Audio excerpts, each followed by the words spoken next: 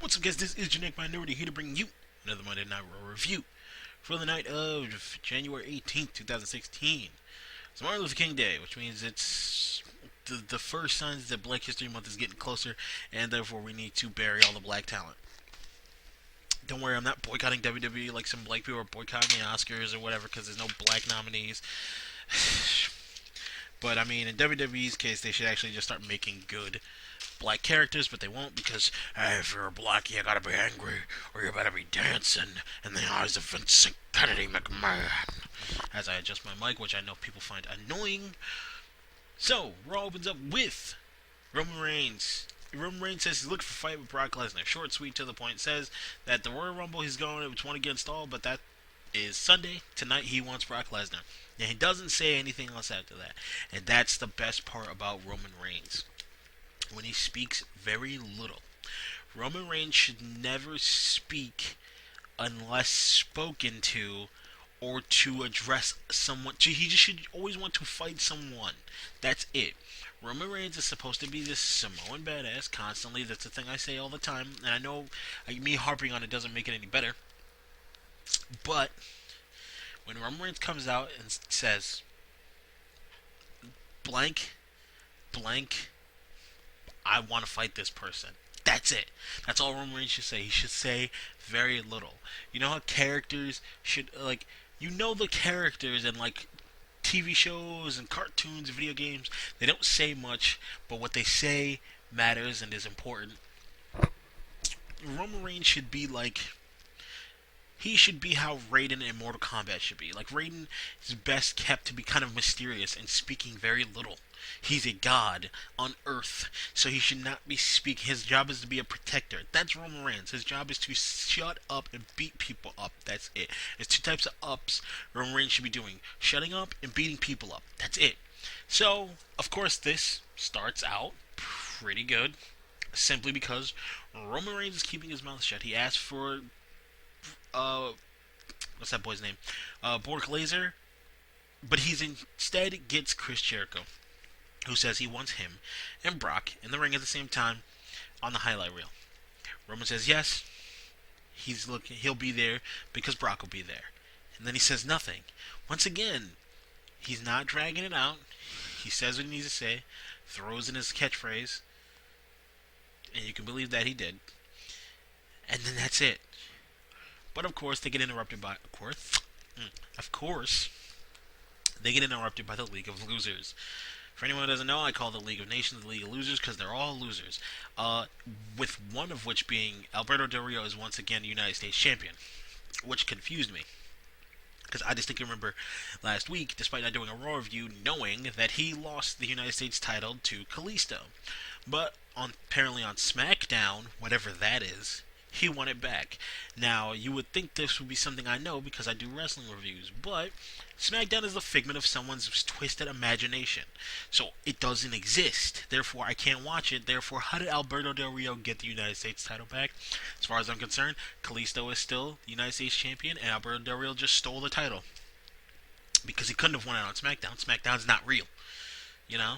So, SmackDown doesn't even have its own world title anymore. So, it was real at one point. If you had told me he won that title from him like 5 years ago, I'd be like, hey, he probably did that.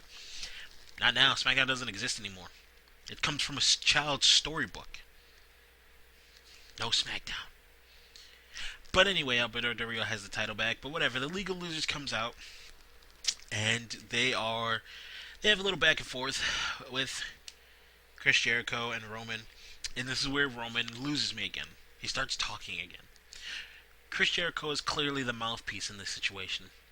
Roman should not be saying anything other than, if you got a problem with us, come down for a fight. Which he does get to eventually. But he does too much playful banter with Jericho, too much back and forth. And most importantly, Roman Reigns does too much smiling. I get that Roman Reigns is a face. And face have to be happy, please the kids, blah, blah, blah, blah, blah. Go to their audience. I'm not saying anything about Roman Reigns, but when you have a character who their only job is to beat people up, then that's what they should do. I know that it's not Attitude Era anymore, but let's use the example of Stone Cold Steve Austin. The only time he ever smiled was when he was getting over comedy-wise on someone by making them look foolish. Not just being like existing. Not just having playful banter with some guy he's standing in the ring with. You know, granted, I know there were times where he smiled because, I mean, it's hard to keep kayfabe when something's actually funny. Especially when you stand in the ring with guys like The Rock or Triple H, was actually can be genuinely funny sometimes. So I get it. But Stone Cold Steve Austin only really smiled, or all the times you remember him smiling, when he didn't have his like general angry disposition, was when he was getting over, like he convinced Vince to do something stupid, or got over on him in some kind of way that made Vince look stupid. Is the only time he ever really smiled. Roman Reigns should be smiling very little. He should be angry. If we're doing this, and I don't know why they dropped this whole psychopathic Roman Reigns gimmick. They're pushing him to be like this demigod. Why not just have him be violently insane?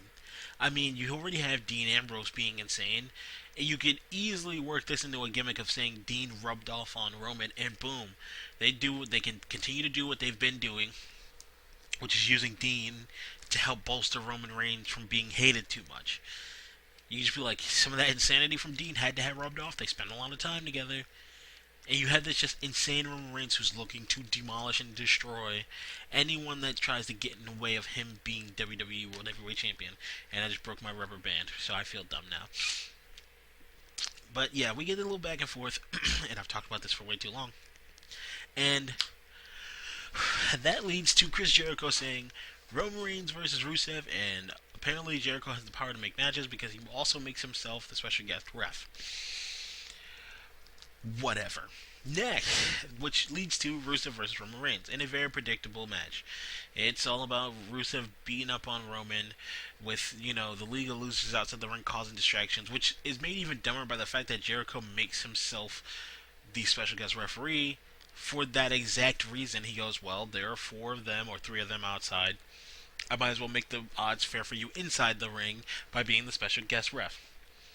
Yet, somehow, someway, Chris still falls for all the atypical heel tricks of, like, I step on the ring and you tell me to get off, and that's distracting long enough for my other guy to go attack the guy while you're not looking. And it's like, I get kayfabe and all that good stuff, but, jeez, seriously? And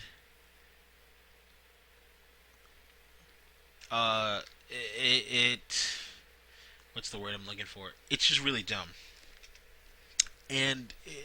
But nevertheless, eventually Jericho, with a bunch of theatrics, does kick the League of Losers from ringside, and Roman does get the win. So, congratulations, Roman. And now that I've talked about that for too long, like 7 minutes I think, let's move on to something else. Backstage, Steph tells Jericho she's the boss and that Jericho doesn't run the show. Jericho basically calls her a whore, which she allegedly, thank you Larry the Legal Eagle, that lets me know that I have to say things like allegedly she's a whore. According to WWE's archives, allegedly Stephanie McMahon is a whore. Allegedly. Stupid legal practices. Anyway, they have a back and forth. It doesn't matter. Next, we get Brie Bella, who has a match against Natty Neidhart. And Natty introduces a person who's going to be standing outside the ring with her. That person is Paige. Now, I know that I didn't do a review last week. I know I missed a couple things because I had 1 week where I didn't watch, and then, or the week before last, 2 weeks ago I didn't watch. And then last week, I didn't do a review because I barely watched. And I was in the doctor's earlier in the day, and I straight up just was half asleep because they drugged me. So I didn't get a whole lot. But I could have swore there was an entire story arc about Natty getting attacked, and we were trying to figure out who. I also could have swore Natty and Paige were feuding. I also could have swore that Paige had just bad-mouthed Charlotte's dead brother who died of an overdose. I also could have swore that Paige still never established herself as a face, but apparently she's got the same Big Show heel face switch on her back.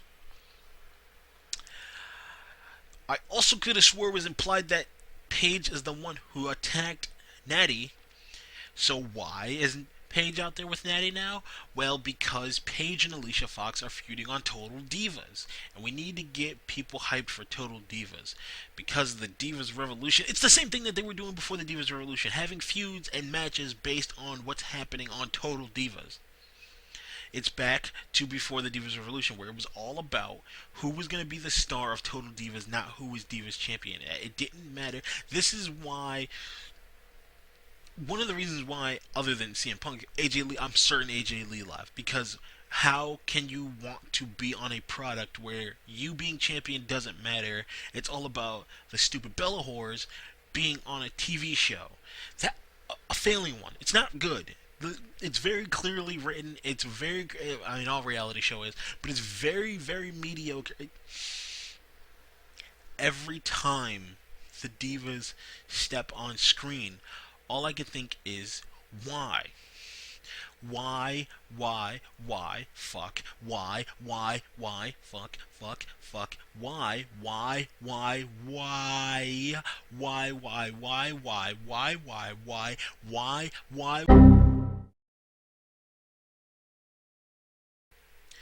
Suffice it to say, I'm not happy about it. But, to make a long story short, because it was literally that short, Natty beat Brie. I opened up my laptop, checked a thing, turned my head back to the screen, and they were doing the thing where they were rolling to see who would be the first entrant in the Royal Rumble. I'm not joking. I'm not being sarcastic. I'm not being facetious. I am 100% serious when I say I literally turned my head from the left to the right for about 10 seconds at the most. Turned my head back to the left, and the match was over. Why? Moving on. Oh, man. I've got bubbles in my stomach.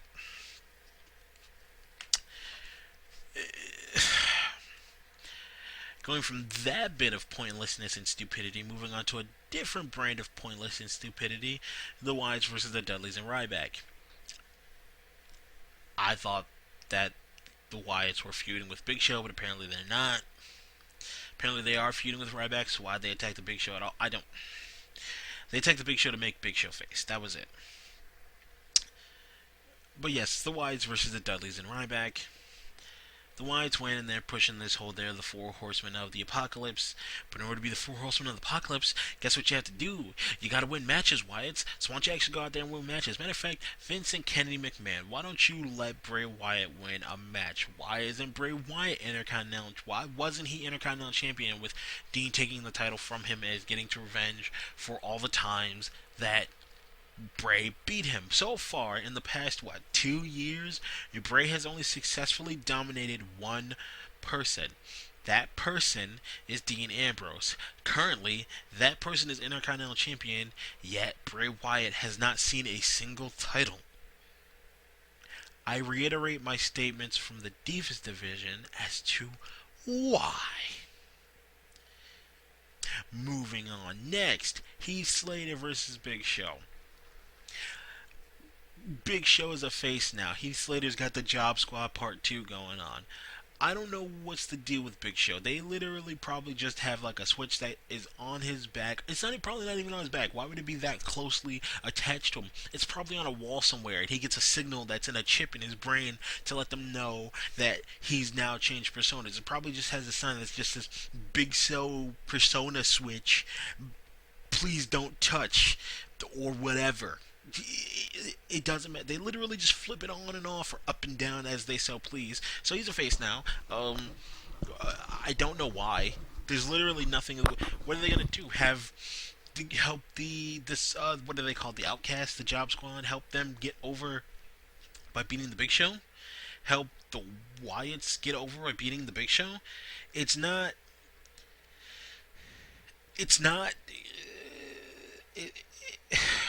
As I said 2 weeks ago, it's a lose-lose situation. Nothing you do with the Big Show will ever result in anyone winning. If Big Show wins, it's pointless. If the person beats Big Show, it's pointless because he's not the person that they should be beating. I get that you have to feed certain guys to guys to make them seem stronger, but the Big Show is not that guy for an extended feud. He is a one-off to show one-off by being like they can have a feud up until the pay-per-view, and then they should only have one pay-per-view match. Big Show is the kind of guy you use to show how strong another character is. Like, I mean, physically strong, not just strong as in character-wise. But they don't do that. They stick him in these extended feuds. They swap him from being face to heel, and they just don't care. And it kills everything and everyone on the inside, on the outside. Moving on. Big Show won, by the way, and he beat up all the members of the Job Squad. That's literally all that matters. Next, we get the lottery to see who's the number one entrant in the Royal Rumble. And, of course, as we all probably predicted, 2 seconds in, they roll the thing.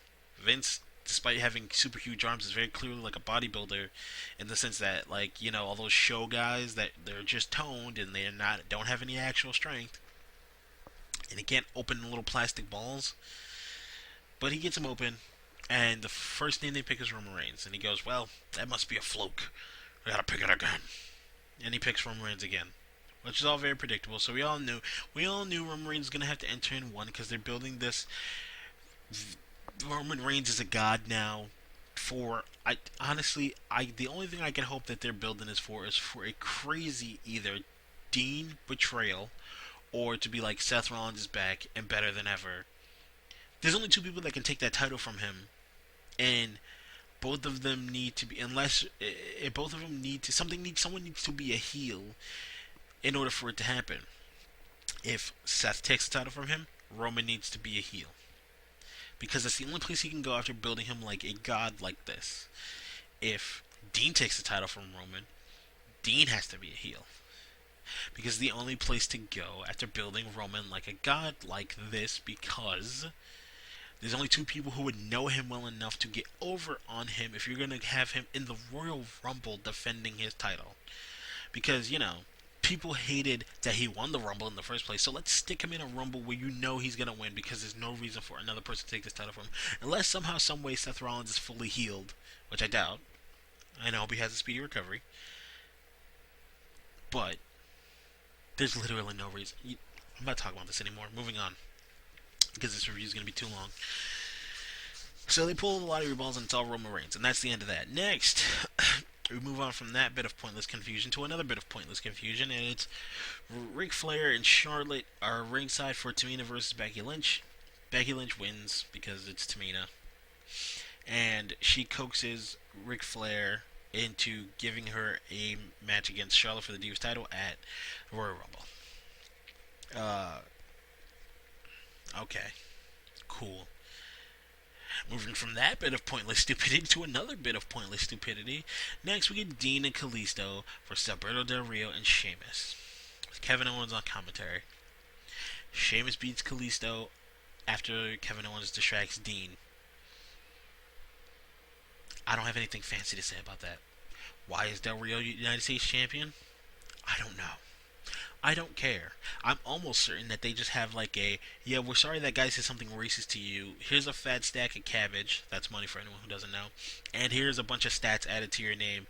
Enjoy your spot as the greatest Latino or Mexican in WWE Hall of Fame. You've won the world title more times than Eddie Guerrero and Rey Mysterio combined. You will now go down in history as the greatest Latin wrestler. How many times did Tito Santino win the title? Yeah. Alberto Del Rio was already going to go down in history, just stat wise for people who care about the stats. He's been world champion more times than Rey and Eddie combined. Now, unfortunately, in Eddie's case, it's because he passed away, but in Rey's case, there's no excuse for that of him only being a 3-time world champion.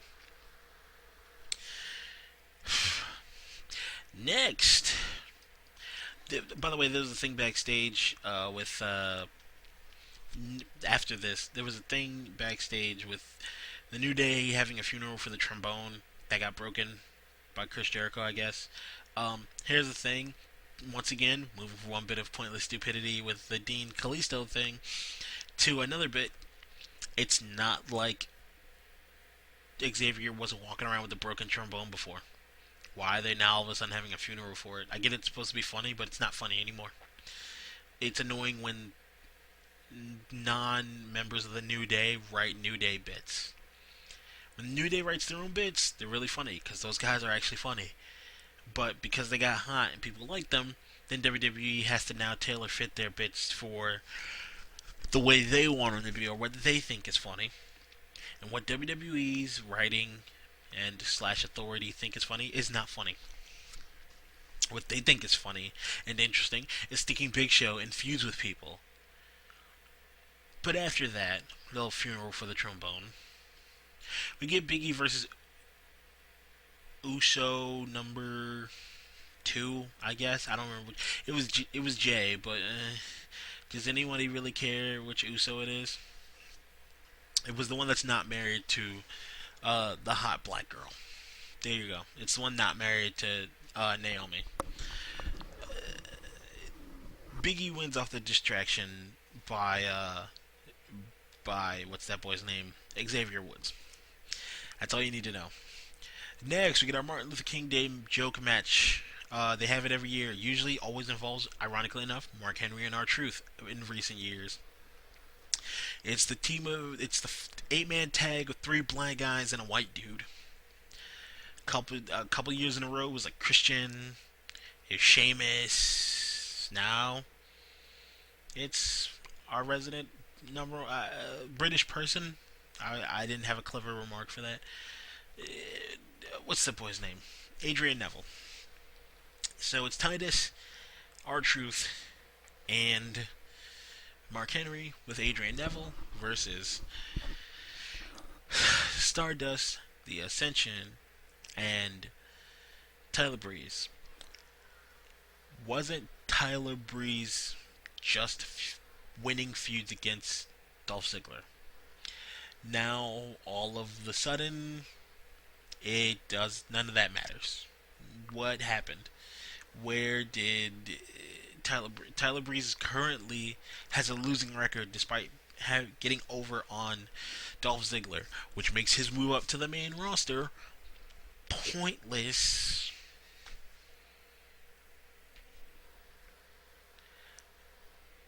I don't have anything to say why that happened. Whatever. Black History, Martin Luther King Day wins. I don't know. Adrian Neville pinned Tyler Breeze. He didn't pin any of the useless members of the Ascension. He pinned Tyler Breeze.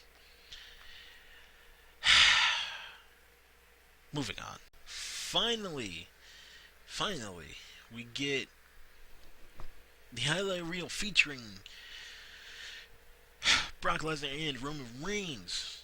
The highlight reel is really just Paul Heyman and Chris Jericho having their one-on-one banter. Paul Heyman saying Brock Lesnar is going to conquer Suplex City, blah, blah, blah. Chris Jericho says he's going to win, which we all know that's not going to happen because it's Chris Jericho. And he will never win a Royal Rumble. It'd be cool. It wouldn't be cool. It'd be kind of interesting to see where they go. If they pick Jericho to be the guy that wins it. But what happened that is more important, that is both worrisome and brings a firefly spark amount of hope, maybe? Not even. Something dimmer. I don't know. The light that kind of comes up underneath your bathroom door at night when it's lights on. If you're one of those people that constantly keep the bathroom light on, that little bit of dim. It's not the bathroom light that comes from underneath the door. It's the bit of light that you can see from underneath your door. Just a very dim, barely noticeable, like stars in a big metropolis. You ever seen a star in New York City? You see like one. That's how dim it is. But Brock comes out after Chris Jericho says he's going to beat him. And then Roman comes out. And once again, doing the right thing with Roman where he does not talk. He just wants to fight Brock. Fine. Brock steps in the ring. Roman immediately spears him. And here's one of the give and takes. One, They're building Roman as this god. Okay, that's fine. And they have him immediately spear Brock. Okay, he speared a strong competitor, and you have him. You're really working this, Roman Empire gimmick. But why did he do it to Brock? I mean, I get that Brock attacked him, but doing it to Brock,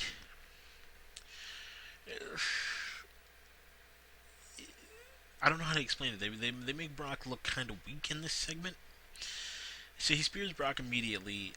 He's beating on Brock. The League of Losers comes out and starts attacking him. Brock takes out all 4 members of the League of Losers solo with a couple suplexes and an F5, and then immediately eats another spear at the hands of Roman, who then gets beat down by the Wyatt family. Here's the thing. This is the dim bit of hope. Do I think that WWE will actually invest in Bray Wyatt as champion? No. No. They're building Roman Reigns as a god, and Bray Wyatt is barely... If you had to build a hierarchy of power, it'd be worms, the dirt that worms are in, a tuna salad sandwich with just a little bit of tomato, Bray Wyatt, and then everyone else. Bray Wyatt has no power, but they have him take out Roman Reigns, or him and the Wyatt family take out Roman Reigns. Then they have him and the Wyatts take out Brock. Now that's interesting, because rumor has it they're building Brock for a Kevin Owens feud, which I wouldn't mind seeing, or a Kevin Owens match at Mania, which I wouldn't mind seeing. But here's the thing. Now you've introduced this concept of Bray Wyatt winning, making Bray look all strong. And I don't think I mentioned it earlier in the night, but in their match with, I can never remember if I mentioned stuff. The Wyatts beat the Dudleyz and Ryback.